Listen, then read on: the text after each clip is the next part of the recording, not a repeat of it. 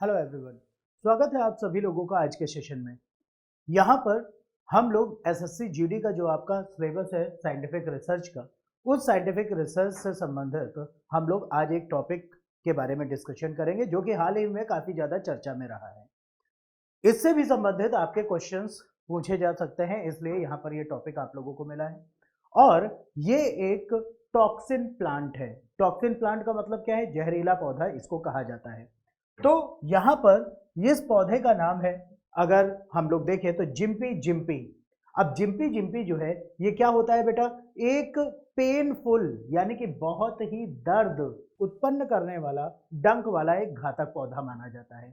Image में आप लोगों को क्लियर हो रहा होगा कि एक पौधे की संरचना दिख रही है, लेकिन इसमें से जो फ्रूट्स आपको नजर आ रहे हैं उसमें कुछ आप लोगों को टेंटिकल्स नजर आ रहे होंगे, श्रृंगिकाएं।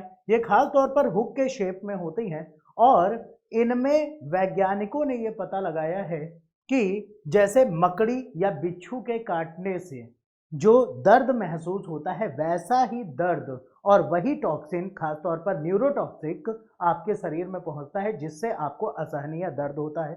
और अगर इसका उपचार नहीं किया गया तो एक समय ऐसा आएगा कि किसी की व्यक्ति की मौत हो जाएगी। ठीक है, तो इसीलिए इसको क्या कहा गया है? अ डेडली प्लांट कहा गया है, यानी कि ये एक घातक पौधा है। ठीक है, आइए इसके बारे में यहां पर समझते हैं।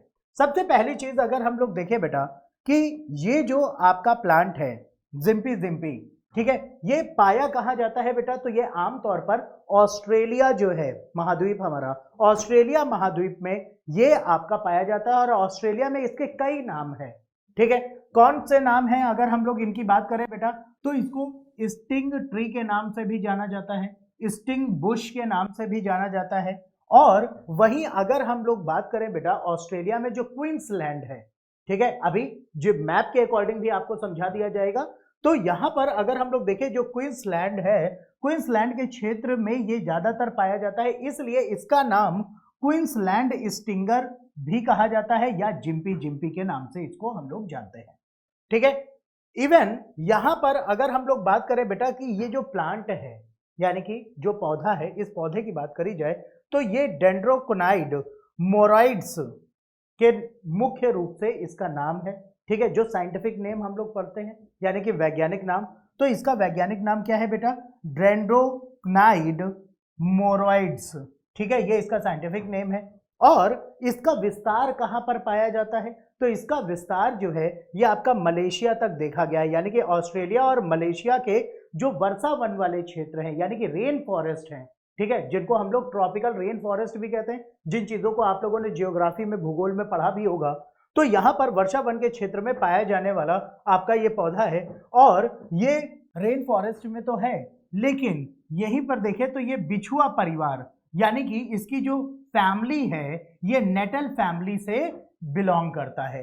ठीक है, बिछुआ परिवार से ये आपका क्या करता है? संबंध रखता है। बिछुआ परिवार इसको क्यों कहा गया या संबंध रखने का? क्योंकि इसमें डंक होता है और ये पतले हेयरी स्ट्रक्चर्स होते हैं जो कि हमारी स्किन में धंस जाते हैं और फिर उसके बाद ये काफी देर तक जो न्यूरोटॉक्सिक जहर है, न्यूरोटॉक्सिक का मतलब क्या है? जो हमारे तंत्रिका तंत्र को प्रभावित करे, वो जहर को लगातार ये हमारी बॉडी में इंसर्ट करता रहता है। जब तक इसको निकाला ना जाए तब तक ये पहुंचाता ही रहेगा।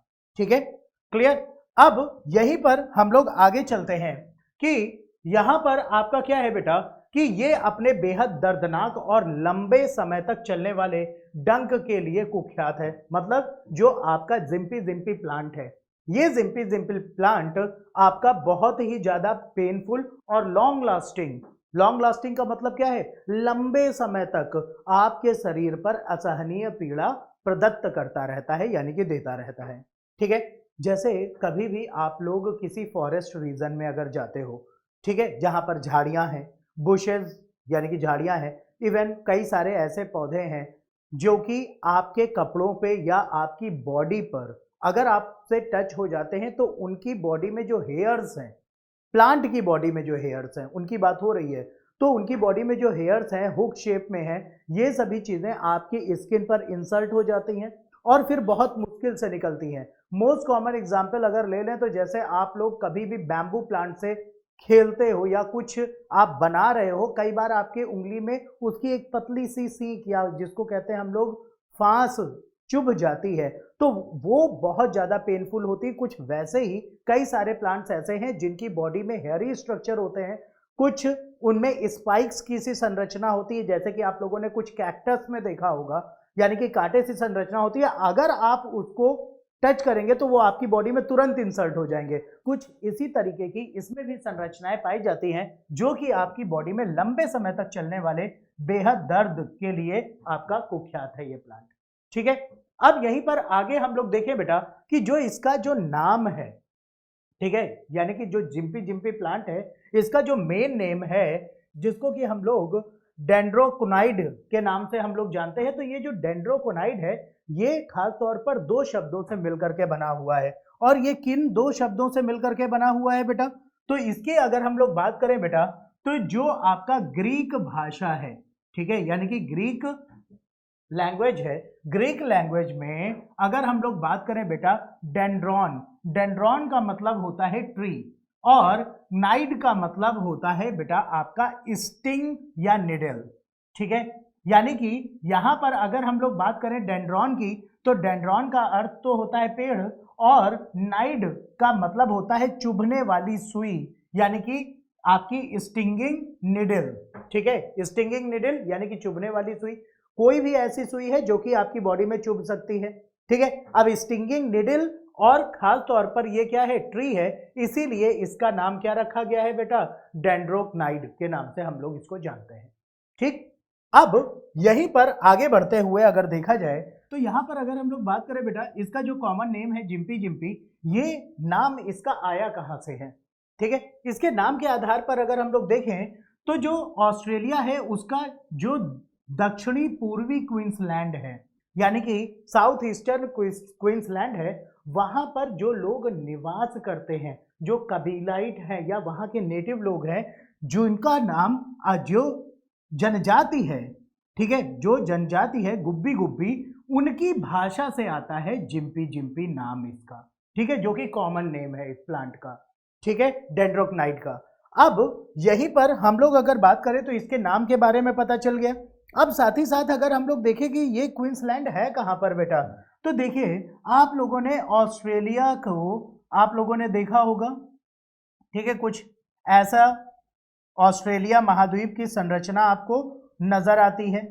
ठीक है, कुछ इस तरीके से, लगभग कुछ इस तरीके से आप लोगों को ये संरचना नजर आती है ऑस्ट्रेलिया की। अब यहां पर अगर हम लोग बात करें बेटा क्वींसलैंड की, तो ये क्वींसलैंड कहां पर है ऑस्ट्रेलिया में?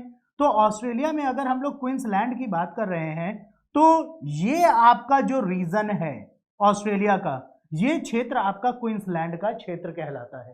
ठीक है, और यहीं पर अगर देखें तो यहां पर जो दक्षिणी पूर्वी, यानी कि ये जो रीजन है, यहां पर काफी वेजिटेशन भी रहता है। और इसके बाद अगर ऊपर की तरफ हम लोग अगर बढ़ें तो जो भारतीय प्रायद्वीप है, उसके बाद जो आपका वर्मा का क्षेत्र है, फिर फिलीपींस है, इंडोनेशिया है, इंडोनेशिया के अलावा अगर हम लोग बात करें यहाँ पर, तो यहाँ पर सिंगापुर आता है, और फिर उसके बाद ये आकर के यहाँ पर ऑस्ट्रेलियन कॉन्टिनेंट से इसकी कनेक्टिविटी को शो किया जाता है कि कुछ छोटे छोटे आपके टापू और कुछ द्वीप समूह आपको नजर आते हैं अगर आप वर्ल्ड मैप उठा करके देखेंगे तो।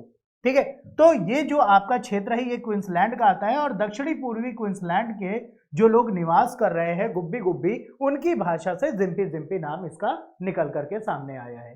ठीक है, अब यहीं पर और चीजों को अगर हम लोग देखें बेटा, तो इसकी जो टैक्सोनॉमी है, टैक्सोनॉमी यानी कि वर्गीकरण है, इस प्लांट का वर्गीकरण, तो जितने भी अर्थ में हमारे प्लांट्स मौजूद हैं उन सबको वर्गीकृत किया गया है। ठीक है, 5 किंगडम सिस्टम किसने दिया था? आर.एच. विटेकर ने। और वहीं कैरोलस लिनियस ने बाइनोमियल नोमेनक्लेचर यानी कि द्विनाम पद्धति का प्रतिपादन किया था। तो यहां पर जो बाइनोमियल नोमेनक्लेचर है उसके अकॉर्डिंग अगर हम मॉडर्न टैक्सोनॉमी की बात करें, यानी कि आधुनिक वर्गीकी की अगर बात की जाए, तो इसको आधुनिक वर्गीकरण में भी रखा गया है। और उसी के आधार पर अगर देखें तो ये जो प्रजाति है, जो जिम्पी जिम्पी प्लांट है हमारा, इस प्रजाति के प्रकार के नमूने सबसे पहले 1819 में एंडेवर नदी के पास एलन कनिंघम द्वारा एकत्रित किया गया था। अब यहां पर एक चीज और आ गई बेटा, जो एंडवर नदी है यानी कि एंडवर रिवर है, ये कहां पर है? एंडवर रिवर की अगर बात करी जाए बेटा, तो जो आप लोगों ने यहां पर ऑस्ट्रेलिया का कॉन्टिनेंट देखा था, ठीक है, ऑस्ट्रेलियन कॉन्टिनेंट देखा, तो यहां पर अगर आप बात करते हैं इस रीजन की, तो यहां पर एंडेवर रिवर जो क्वींसलैंड है इसी में बहती है यहां पर, ठीक है, एंडेवर नदी है। ऑस्ट्रेलिया प्रायद्वीप में अगर आप देखेंगे, ऑस्ट्रेलिया में देखेंगे तो यहां पर क्वींसलैंड में ये क्या है? एंडेवर नदी है। और इसी एंडेवर नदी के पास में किसने कलेक्ट किया था बेटा? यहां पर एंडेवर नदी के पास में जो इनके सैंपल कलेक्ट करे थे 1819 में, वो थे एलन कनिंघम, ठीक है, इन्होंने कलेक्ट किया था। और फिर उसके बाद इसके बारे में इन्होंने डिस्क्राइब, यानी कि जो प्रॉपर डिस्क्रिप्शन जो हमें मिलता है, फिर उसके बाद क्या हुआ बेटा, इन्होंने तो एंडेवर नदी के किनारे इसकी खोज कर ली, ठीक। अब इसके बाद क्या हुआ कि 1819 में एंडेवर नदी के तट पर यहां पर किसने किया? एलन कनिंघम के द्वारा इसको एकत्रित किया गया था। लेकिन बाद में 1857 के समय पर अगर हम लोग देखें बेटा, हम लोग 1857 की क्रांति पढ़ते हैं हिस्ट्री में, ठीक है, तो 1857 में इंडिया की अगर हम बात कर रहे हैं तो वहां पर क्रांति हो रही है, लेकिन ऑस्ट्रेलिया में नहीं।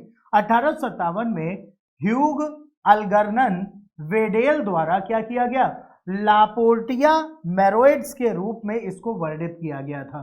यानी कि जो जिम्पी जिम्पी जो कि कॉमन नेम है, ठीक है, उसका पहले नाम क्या रखा गया था बेटा? लापोर्टिया मैरोइड्स के रूप में इसके बारे में डिस्क्रिप्शन मिलता है, ठीक है। अब यहीं पर इसके क्लासिफिकेशन के बाद अगर हम लोग बात करें कि इसका जो डिस्ट्रीब्यूशन है वर्ल्ड में और इसका जो हैबिटेट है यानी कि वास स्थान है, इनके बारे में अगर बात करी जाए तो यहां पर क्या आता है बेटा कि जो भी आपकी स्पीसीज हैं जिम्पी जिम्पी की, ये सभी कहाँ रहती हैं? जो ट्रॉपिकल रेन फॉरेस्ट है, रेन फॉरेस्ट यानी कि जो आपके वर्षा वन है, ठीक है, रेन फॉरेस्ट में इसके आसपास ये मिलते हैं। साथ ही साथ जो केप यार्क प्रायद्वीप है, ठीक है, केप यार्क प्रायद्वीप के दक्षिण से ऑस्ट्रेलिया में उत्तरी न्यू साउथ वेल्स तक और मोलुकास और इंडोनेशिया में भी ये होती है। अब इसके लिए आपको क्या जरूरत पड़ेगी बेटा? मैप की। यहां पर अगर हम लोग बात करें बेटा केप यार्क द्वीप या केप यार्क प्रायद्वीप की बात की जाए, तो जब ऑस्ट्रेलिया का मैप आप लोग देख रहे हैं तो यहां पर आप लोग देखते हैं कि ये आपका जो ऑस्ट्रेलिया का रीजन है, ठीक है, ये आपका जो रीजन है यहां पर ये ऑस्ट्रेलिया में हो गया। यहीं पर आपने क्या देखा था बेटा? जो क्वींसलैंड का एरिया है, ठीक है, वो ये एरिया है। और साथ ही साथ आप लोगों ने जो एंडेवर रिवर देखी थी वो यहां पर देखी थी, लेकिन जो केप यार्क है उसकी पोजीशन यहां पर है। लेकिन जो केप यार्क प्रायद्वीप है ये पोजीशन कहां पर है बेटा? ये इस रीजन में है, ठीक है, यहां पर आपका आता है। तो ये यहां से केप यार्क प्रायद्वीप से न्यू साउथ वेल्स तक। अब न्यू साउथ वेल्स कहां पर है? न्यू साउथ वेल्स ये यहां पर आपका ऑस्ट्रेलिया में मिलता है, ठीक है। तो यहां पर आपका ये विस्तार है। साथ ही साथ है इंडोनेशिया। अब इंडोनेशिया के लिए ये ऊपर का मैप आप देखेंगे तो वहां इंडोनेशिया तक ये प्रजातियां आपको मिलती हैं, जो कि ये आपका ट्रॉपिकल रेन फॉरेस्ट है। अब देखो ट्रॉपिकल रेन फॉरेस्ट में क्या है, एक तो सबसे पहली चीज आ जाती है कि ये 0 डिग्री लाइन के पास में है ट्रॉपिकल रेन फॉरेस्ट। अगर हम बात करें अमेज़न की जो कि दक्षिणी अमेरिका में है, फिर उसके बाद अगर हम लोग बात करें कि यहाँ पर इंडिया की तरफ अगर हम लोग देखते हैं तो यहाँ पर ऑस्ट्रेलिया और इंडिया के बीच में जो द्वीप समूह है, उन द्वीप समूह में भी यहाँ पर काफी ज्यादा वर्षा होती है और वर्षा वन होते हैं क्योंकि टेम्परेचर हाई होता है। ये आप लोगों को हमने पहले बताया हुआ है, ठीक है, क्लियर। तो यहाँ पर ये वर्षा वन में आपके ये आसानी से बहुत तेजी से फैलते हैं, बहुत तेजी से उगते हैं। साथ ही साथ अगर यहाँ पर देखिए बेटा तो यहाँ पर क्या होता है बेटा कि इनका जो प्रसार होता है यानी कि जो सीड की स्प्रेडिंग होती है, ये सड़क के थ्रू, डिफरेंट व्हीकल्स के थ्रू ये फैलते हैं, टायर्स के थ्रू फैलते हैं, पेड़ के गिरने से या उसके आसपास जो मानव निर्मित, अगर हम लोग देखें कि मानव निर्मित कई सारे कंपोनेंट्स हैं, ठीक है, हम लोगों के क्लोथ्स में अगर ये चिपक गए तो भी इनका ट्रांसपोर्टेशन हो जाएगा और जहां पहुंचेंगे तो ये वहां पर डेवलप हो जाएंगे बहुत आसानी से। ठीक है, साथ ही साथ यहाँ पर अगर देखा जाए तो जब ये स्प्रेड हुए, हम मान लेते हैं कि वहां की मिट्टी में फर्टिलाइजर्स नहीं है, तो हम सोचेंगे कि ये बायोडिग्रेड हो जाएंगे। ठीक है, यानी कि ये पूरी तरीके से खत्म हो जाएंगे, लेकिन ऐसा नहीं है। मिट्टी की गड़बड़ी है, यानी कि उसमें सॉइल में अगर प्रॉपर न्यूट्रिशन नहीं है या इन्वायरमेंट फेवरेबल नहीं है तो ये पड़े रहते हैं। लेकिन जैसे ही सनरेज इनके ऊपर पड़ती हैं और सारी कंडीशन फेवरेबल हो जाती है तो तुरंत इनके सीड में स्प्राउटिंग हो जाती है, यानी कि उनमें अंकुरण हो जाता है और फिर उसके बाद ये क्या होते हैं बेटा, ये फैल जाते हैं। ठीक है, यानी कि फुली प्लांट में ये डेवलप हो जाते हैं।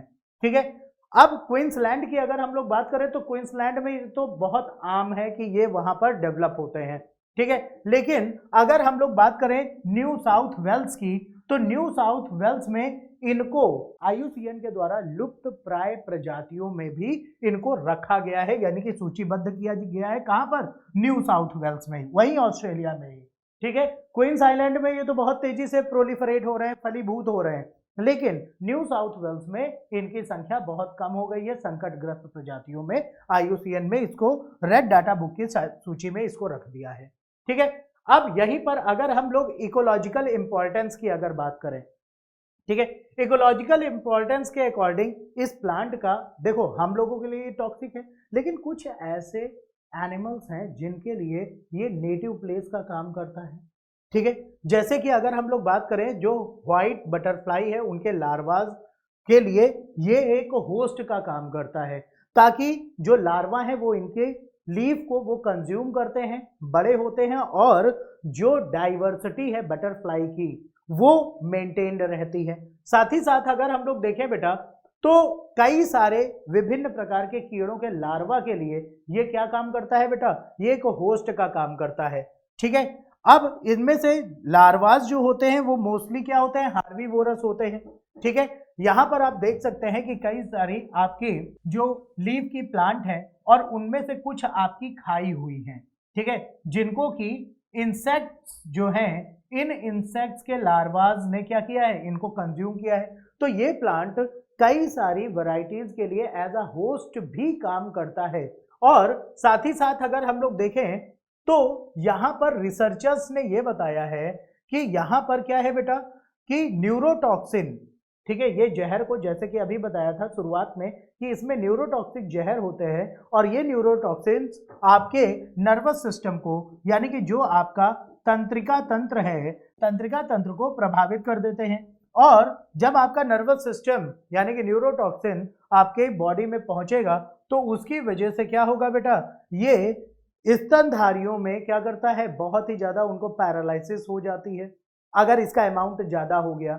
अब रही बात कि यहां पर अगर हम लोग बात करें इन सभी की, तो यहां पर अगर देखा जाए तो इनके जो फ्रूट्स होते हैं, ऐसा नहीं है कि ये न्यूरोटॉक्सिन मैमल्स के बॉडी में टच होंगे तो न्यूरोटॉक्सिन है, लेकिन इनके जो फ्रूट्स हैं, ये फ्रूट्स डिफरेंट बर्ड्स जो हैं वो उनको कंज्यूम करती हैं, यानी कि अलग अलग पक्षी इनको खाते हैं और खाने के बाद अपनी विष्ठा यानी कि फिशेस के साथ इनके सीड्स को क्या कर देते हैं, स्प्रेड कर देते हैं डिफरेंट एनवायरमेंट में। और जैसे ही फेवरेबल कंडीशन होगी वहां पर ये सीड्स जर्मिनेट होकर के एक कंप्लीट प्लांट बना लेते हैं। ठीक है बेटा, क्लियर। अब यहीं पर हम लोग अगर बात करें आगे कि इनकी जो टॉक्सिसिटी है, यानी कि जो इनके अंदर जहरपन है, उसकी अगर बात करी जाए बेटा, तो सबसे पहली चीज इनकी लीफ में जो स्पाइक होता है, यानी कि जो कांटा होता है जो कि हम लोगों की बॉडी में टॉक्सिन इंसर्ट कर रहा है, यानी कि जहर को इंसर्ट कर रहा है, उसकी बात की जाए तो यहां पर क्या है बेटा, यहां पर आप लोग देख पा रहे होंगे कि ये आपका लीफ का सरफेस है, यानी कि पत्ती की सतह है। उसके ऊपर क्या है बेटा, सॉलिड बेस ऑफ हेयर है, यानी कि हेयर को कैरी करने के लिए यहां पर ये सॉलिड बेस आता है। अब ये जो सॉलिड बेस है ये क्या करेगा, जो इसका स्पाइक है, कांटा है, उसको ये क्या करता है बेटा, उसको हटने नहीं देता है। इसके ऊपर अगर स्पाइक की बात करी जाए तो इसके जो सेल है ये इरिटेंट्स से फिल रहती है, यानी कि जो हम लोगों को इरिटेशन कॉज करती है। इरिटेशन यानी कि हम लोगों को क्या होगा बेटा, बहुत ही ज्यादा हम लोगों के अंदर चिड़चिड़ापन उत्पन्न करेगा ये। ठीक है, तो जो इरिटेंट्स जो न्यूरोटॉक्सिक है वो इस रीजन में, स्पाइक के बेसल रीजन में यहां पर आपके क्या रहते हैं बेटा, फिल्ड रहते हैं। ठीक है। अब यहीं पर ये ब्रेकेज पॉइंट है, यानी कि स्पाइक का फ्रंट पार्ट। जैसे ही आपकी बॉडी में ये क्या करेगा, चुभेगा, तो यहां से ये उखड़ जाएगा इस पोर्शन से, हेयरी पोर्शन से। अब क्या होगा, ये स्पाइक्स इरिटेंट्स को आपकी बॉडी के अंदर पहुंचाता रहेगा, इंसर्ट करता रहेगा, और आपको पेन होता रहेगा जब तक ये रहेगा। ठीक है, क्लियर। और साथ ही साथ अगर देखें तो क्वींसलैंड का जो क्वींसलैंड यूनिवर्सिटी है, यानी कि क्वींसलैंड विश्वविद्यालय है, वहां के रिसर्चर्स ने पता लगाया है कि पौधा मकड़ी या शंकु घोंगे जो होते हैं, ठीक है, मकड़ी की तरह स्पाइडर, कई सारी स्पाइडर्स भी ऐसी होती हैं जो कि बड़ी काफी ज्यादा जहरीली होती हैं, ठीक है, तो मकड़ी और शंकु घोंगे जो होते हैं, ठीक है, उनके न्यूरोटॉक्सिन्स की ही तरह इसका टॉक्सिन भी काम करता है। ठीक है, और साथ ही साथ अगर देखें तो ये पूरी दुनिया में तो नहीं, क्योंकि ये कहाँ पाया जाता है बेटा, तो ये आपका रेन फॉरेस्ट में पाया जा रहा है, और वो भी आपका कहाँ पर, ऑस्ट्रेलिया में। तो ऑस्ट्रेलिया में ही अगर हम लोग देखें तो ऑस्ट्रेलिया का ये सबसे ज्यादा जहरीला पौधा माना जाता है। अब इसकी रेमेडी या ट्रीटमेंट की अगर बात करी जाए, ठीक है, तो इसकी रेमेडी और ट्रीटमेंट के आधार पर अगर हम लोग आगे बात करें बेटा, तो रेमेडी से पहले ये जानना जरूरी है यहाँ पर कि जब ये आपकी बॉडी में इंसर्ट कर दिया तो क्या होगा। न्यूरोटॉक्सिक जहर तो पहुंचाएगा ही पहुंचाएगा, लेकिन जैसे ही इंसर्ट हुआ उसके बाद 20 से 30 मिनट में, यानी कि आधे घंटे में, ये आपका जो पेन होगा ये बहुत तेजी से बढ़ना शुरू हो जाएगा। 20 से 30 मिनट में तेज होता जाएगा। साथ ही साथ आपको बॉडी के उस पार्ट में बहुत ज्यादा चुभन सी महसूस होना शुरू हो जाएगी। ठीक है, क्लियर। साथ ही साथ अगर आप देखें तो यहां पर क्या होता है बेटा कि धीरे धीरे आपको दर्द बहुत ज्यादा बढ़ने लगेगा और नींद भी कम आएगी पेन की वजह से। साथ ही साथ यहां पर देखा जाए तो कई बार क्या होता है कि ये स्थिति बहुत ज्यादा गंभीर हो जाती है, और साथ में क्या होगा कि यहां पर जो आपके अलग अलग ट्रीटमेंट है वो अगर शुरू हो गए तो आपको रिलीफ होगा। अब इसके लिए क्या करना पड़ता है, या वहां के ट्राइबल्स भी क्या करते हैं, ठीक है, ट्राइबल्स की अगर हम लोग बात करें, जो कि अभी पहले हम लोग डिस्कस कर चुके हैं, गिब्बी गिब्बी, वो लोग क्या करते हैं, जो पेड़ के तने और पेड़ की जड़ का रस निकाल करके उसका लेप लगाते हैं, और लेप लगा करके उसको सूखने देते हैं, और फिर जो सीप होती है, सीप भेड़ वाली नहीं, जो आप लोग मोलस्का फाइलम में देखते हैं जिससे मोती मिलता है, उससे खुरच करके हटाते हैं। या अब तो बहुत सारी कंपोनेंट्स ऐसे भी अवेलेबल हैं साइंस एंड टेक्नोलॉजी के बढ़ने की वजह से, इसमें टेप को लगा करके आप उसको हटाएंगे तो जितने भी हेयर्स हैं जो इस प्लांट के आपकी बॉडी में स्टक हैं ये पूरी तरीके से रिमूव हो जाएंगे और टॉक्सिन इंसर्ट करना बंद कर देंगे।